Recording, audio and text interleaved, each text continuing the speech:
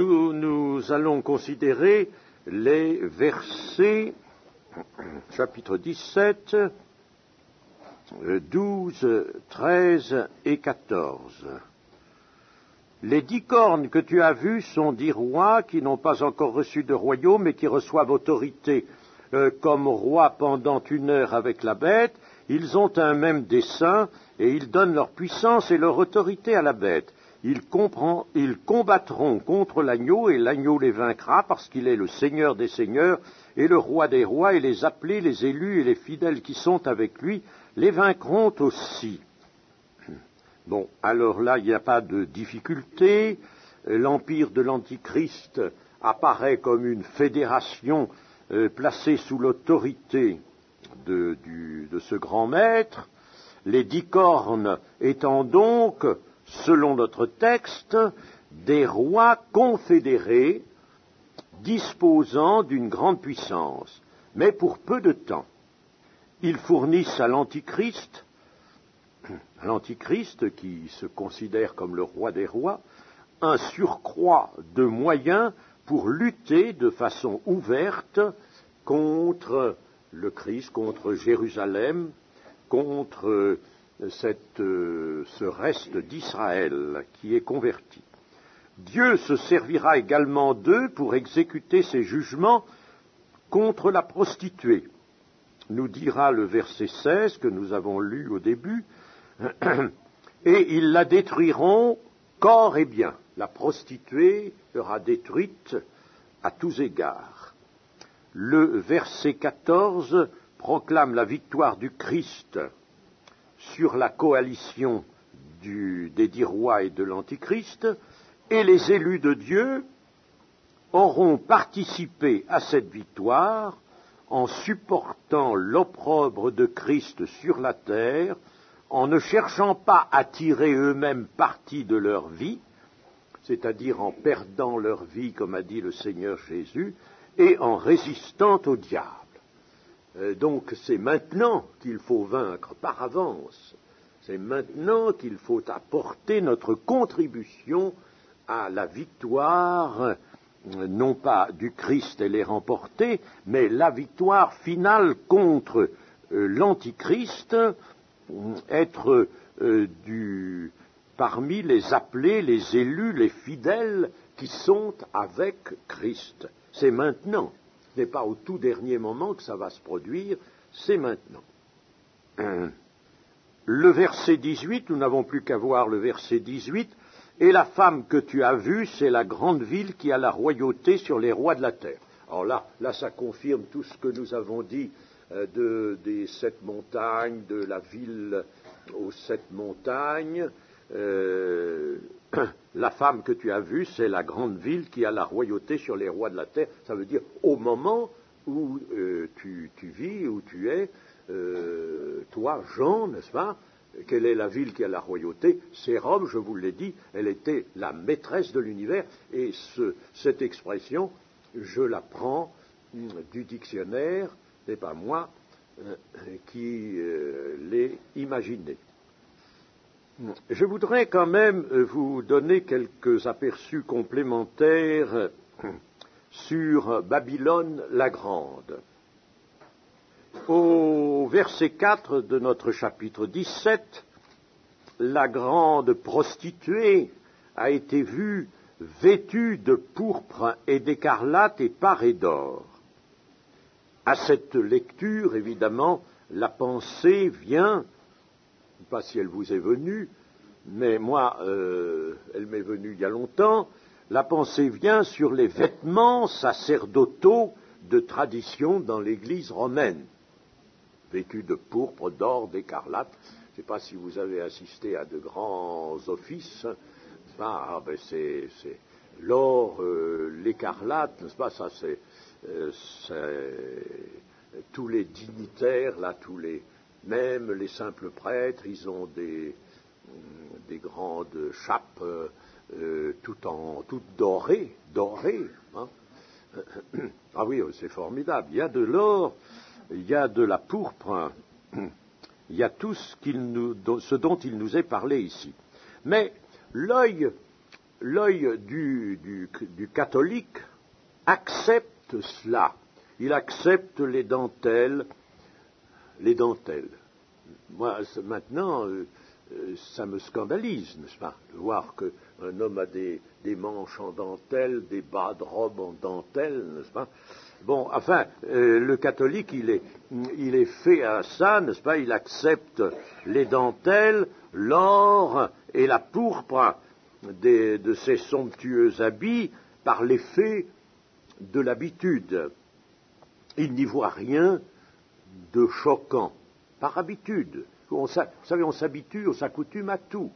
On a été élevé tout petit, enfin, par exemple, on a été élevé dans le catholicisme, on a toujours vu ça, surtout il y a peut-être moins de pompes maintenant, il y en a encore, mais enfin moins peut-être qu'autrefois, mais enfin, moi, dès mon plus jeune âge, j'ai vu ça, n'est-ce pas.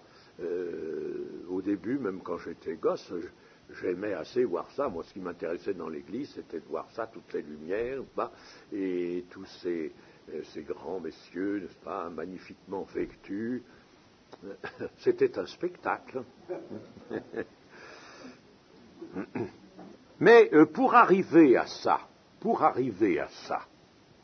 l'Église catholique, c'est tout de même l'Église primitive qui a changé à travers les âges, à travers les siècles. Hein. Pour arriver à cela, à travers les siècles, combien n'a-t-il pas fallu s'éloigner de la simplicité recommandée par les Écritures. Si je relis là dans 2 Corinthiens chapitre 11, 2 Corinthiens chapitre 11, le verset 3, toutefois, de même que le serpent séduisit Ève par sa ruse, je crains que vos pensées ne se corrompent et ne se détournent de la simplicité à l'égard de Christ.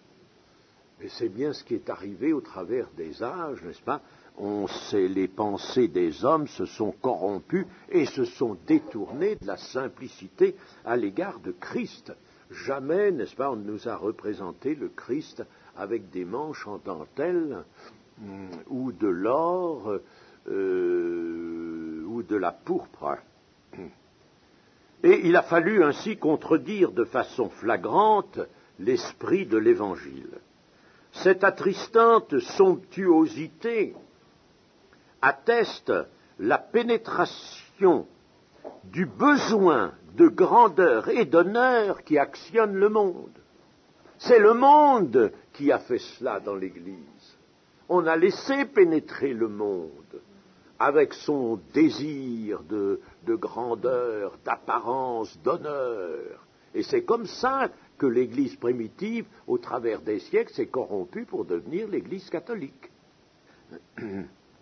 Alors on a laissé pénétrer le monde dans le domaine du sacré et du divin, 2 domaines, le monde et le divin, qui seront toujours en totale opposition. Et ça n'a pas changé de notre temps, loin de là.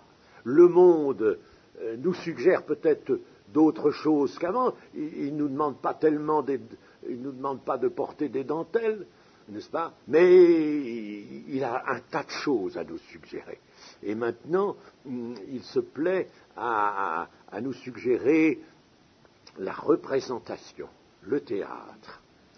Sur la représentation, je pourrais vous dire certaines choses. Tu ne feras aucune représentation quelconque. Des choses qui sont en haut, dans le ciel, des choses qui sont sur la terre et des choses qui sont en dessous de la terre. C'est pas ça, c'est un commandement du Seigneur. Et nous savons par Jésus-Christ qu'il faut entendre les commandements dans un esprit large. Par exemple, celui qui dit une injure à son frère, il est meurtrier de son frère. Il transgresse le commandement qui dit « tu ne tueras pas ». Vous voyez, simplement ça. Vous voyez, celui qui regarde une femme et qui la convoite a commis adultère avec elle, c'est le Seigneur Jésus qui le dit. Voyez-vous comment est le commandement. Si bien que maintenant, n'est-ce pas, tu ne feras aucune représentation quelconque. Eh bien, représentation quelle qu'elle soit, et notamment représentation théâtrale. Tu n'en feras aucune. Et quand dans les scènes qu'on imagine, dont on écrit les scénarios, parce qu'on écrit les scénarios avec des éléments de Bible, eh bien dans les scènes que l'on imagine, on représente des choses d'en haut, on représente très bien le Christ. J'ai vu, par exemple, une chorégraphie par Jeunesse en Mission, exécutée par Jeunesse en Mission, sur une place de Genève. Hein? Bon, eh bien, il y avait Dieu le Père qui était représenté, il y avait Dieu le Fils, il y avait le diable, les choses qui sont en dessous de la terre, c'est ça, le diable et les démons. Il était là, le diable, tout habillé tout en noir. Hein? Et il y a des personnages bibliques, sont les choses qui sont au niveau de terre, et c'est une transgression flagrante du commandement, tu ne feras aucune représentation quelconque des choses qui sont en haut, des choses qui sont sur la terre et des choses qui sont en dessous de la terre. On transgresse ce commandement, on transgresse l'esprit de ce commandement. C'est la même chose. Si tu regardes une femme, tu as commis adultère. Par conséquent, n'est-ce pas, ça procède d'un esprit de contestation et d'infidélité que de dire aujourd'hui ce second commandement, tu ne feras aucune représentation quelconque, cela se borne à nous prescrire de ne pas faire de statue, etc. C'est pas loyal. Ce n'est pas ce que le Seigneur Jésus, dans le Nouveau Testament, nous enseigne. Alors, tout de même, veut-on, oui ou non, vivre l'Évangile? Veut-on, oui ou non, être loyaux à l'égard de Dieu et de sa parole? Toute la question est là, n'est-ce pas? Si on se donne des prétextes, évidemment, n'est-ce pas, alors on pourra contourner les commandements. Mais moi je dis que le commandement, le second commandement, tu ne feras aucune représentation, est transgressé dès que nous touchons au théâtre. Voilà. Et si ça peut ne pas plaire à certains, n'est-ce pas, mais c'est pourtant la vérité. Alors, nous voyons, n'est-ce pas, par le passé, que le monde est entré avec son désir. Il avait surtout à ce moment-là un désir de grandeur et d'honneur, n'est-ce pas, avec des dignités qui se manifestaient extérieurement. Ça, aujourd'hui, ça a passé, c'est autre chose. Mais à ce moment-là, c'est rentré dans l'Église. Et l'Église a accepté ça. Hein. Eh bien maintenant, le monde veut nous suggérer autre chose, l'idée de théâtre, de représentation. Il a toutes sortes d'accessoires. D'ailleurs, il a un magasin d'accessoires extraordinaire. Enfin, sur le magazine que nous avions l'autre jour, enfin, on voit des batteries de projecteurs. Vous vous rendez compte, l'Église d'aujourd'hui a besoin de projecteurs.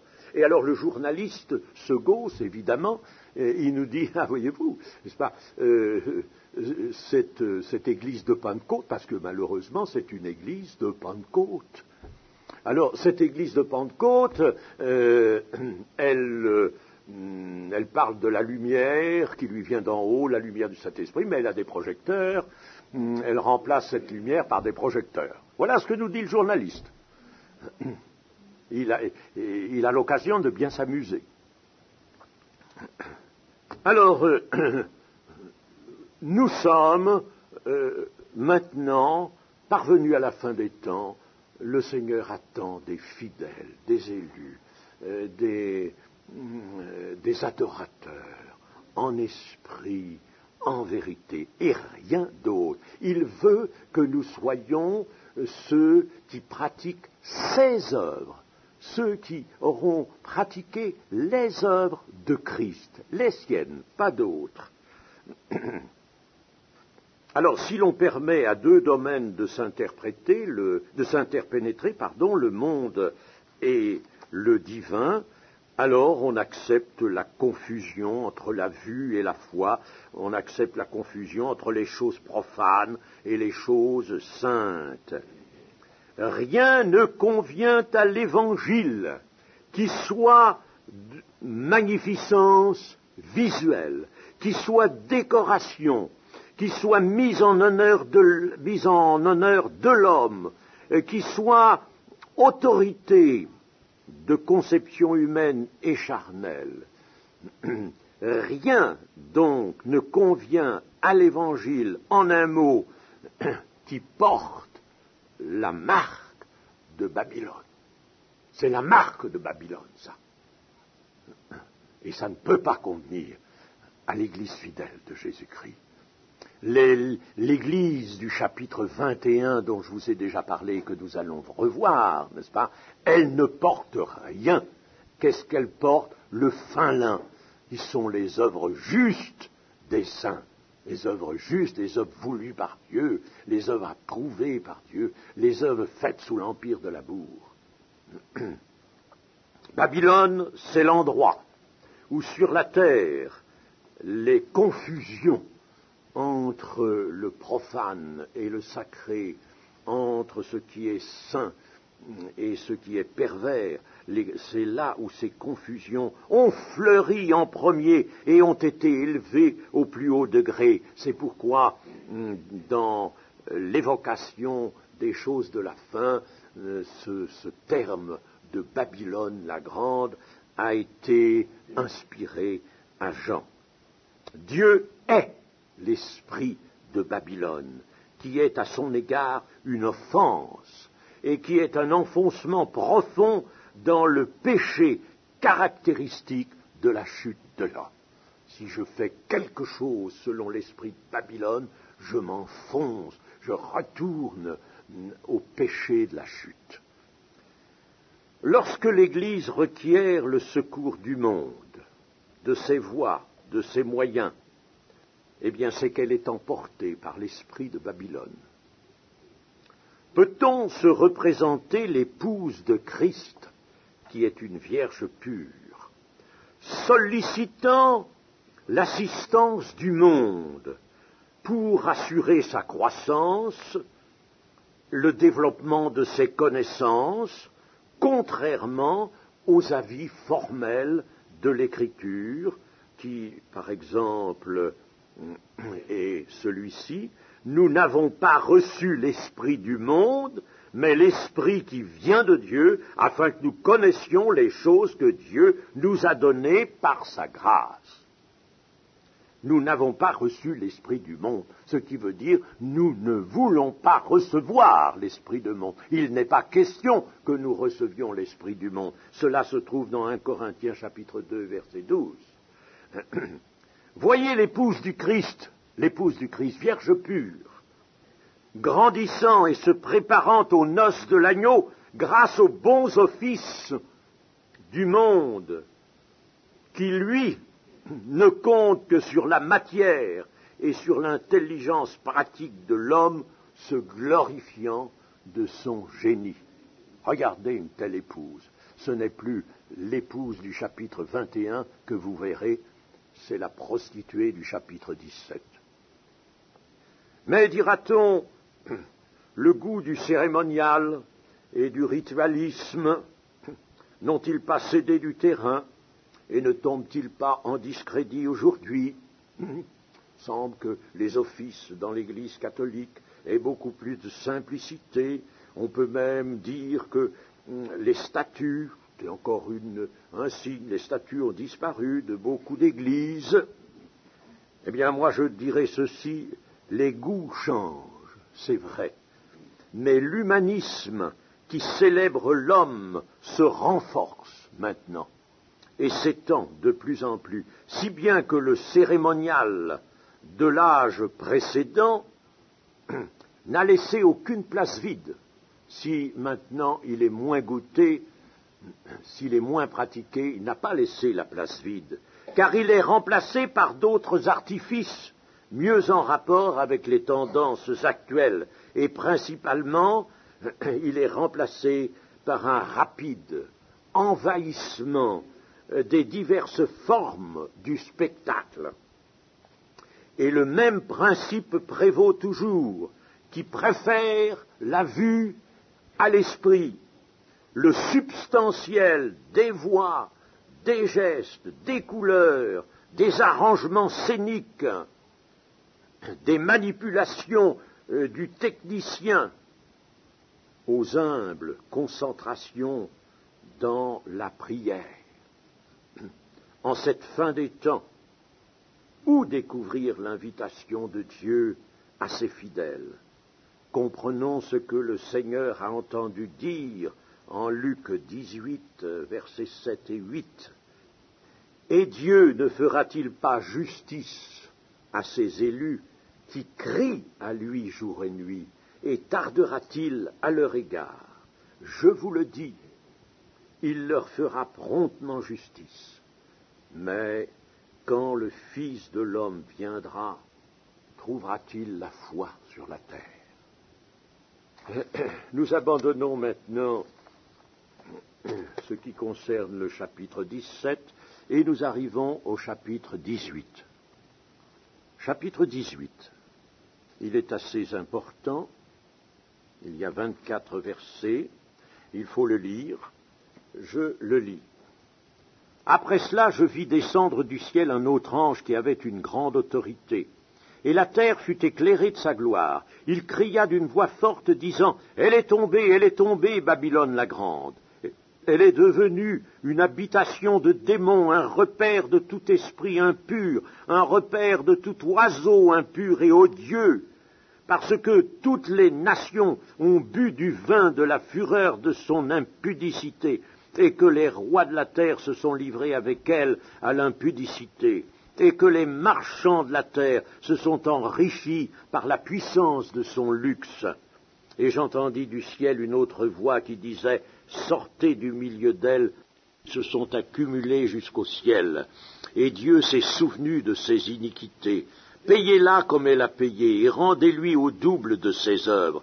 Dans la coupe où elle a versé, versez-lui au double. Autant elle s'est glorifiée et plongée dans le luxe, autant donnez-lui de tourments et de deuil, parce qu'elle dit en son cœur, je suis assise en reine, je ne suis point veuve, et je ne verrai point de deuil. À cause de cela, en un même jour, ces fléaux arriveront, la mort, le deuil et la famine, et elle sera consumée par le feu, car il est puissant, le Seigneur Dieu, qui l'a jugée.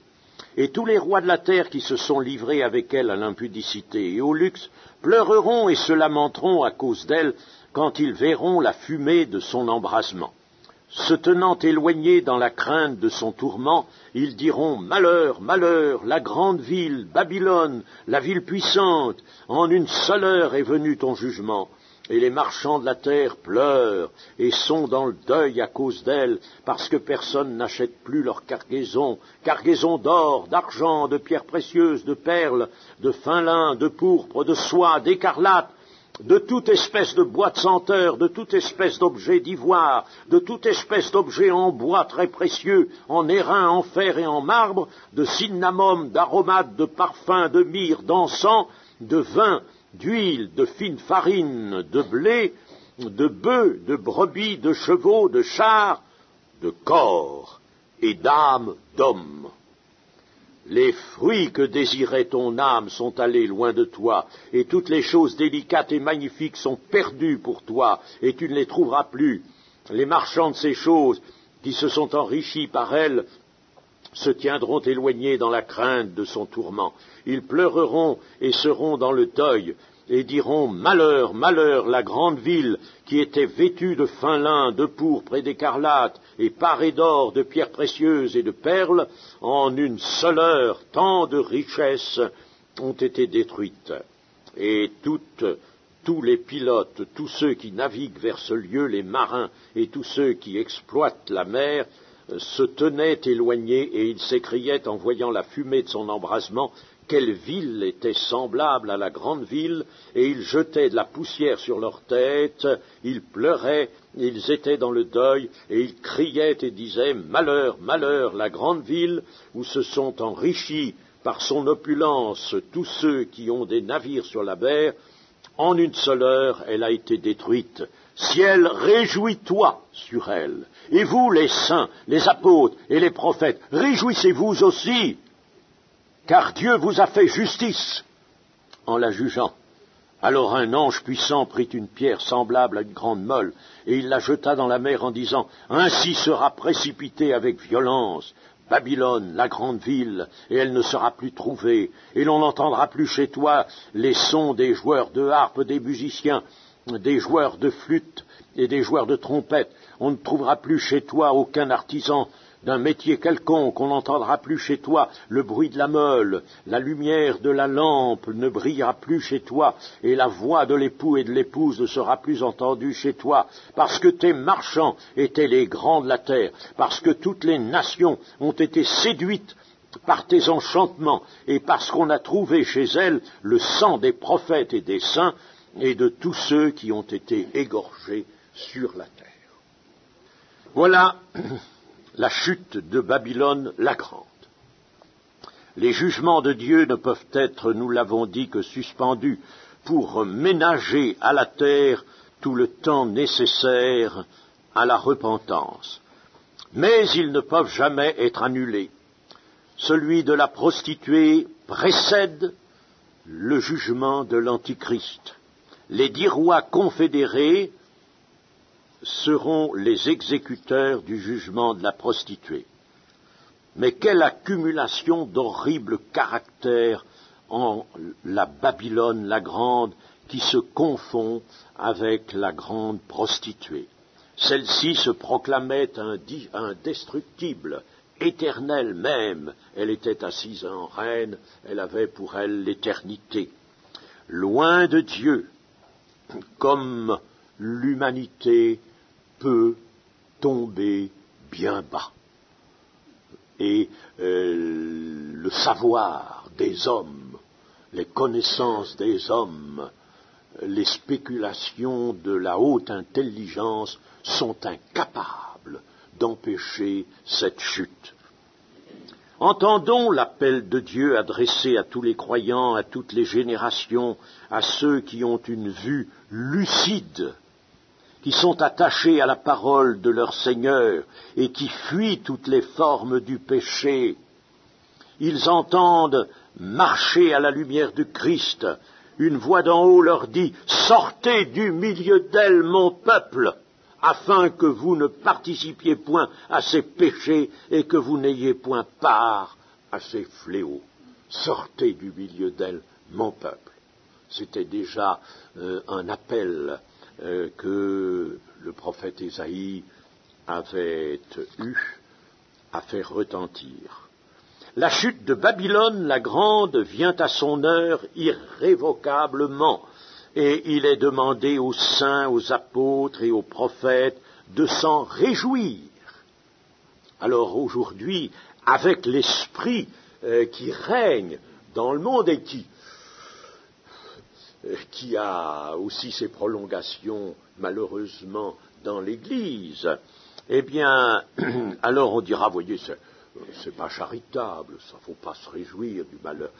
Ici, c'est la parole de Dieu sous le couvert de la sainteté de Dieu qui nous dit réjouissez-vous, réjouissez-vous.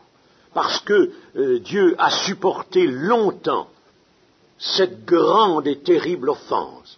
Dieu supporte maintenant tout ce qui est apostat, pervers, tout ce qui détruit, tente à détruire l'œuvre de l'Évangile. Il supporte ces choses. Mais il est offensé. Mais il est gravement offensé. Et le temps, par conséquent, des jugements, c'est le temps de la manifestation de sa sainteté.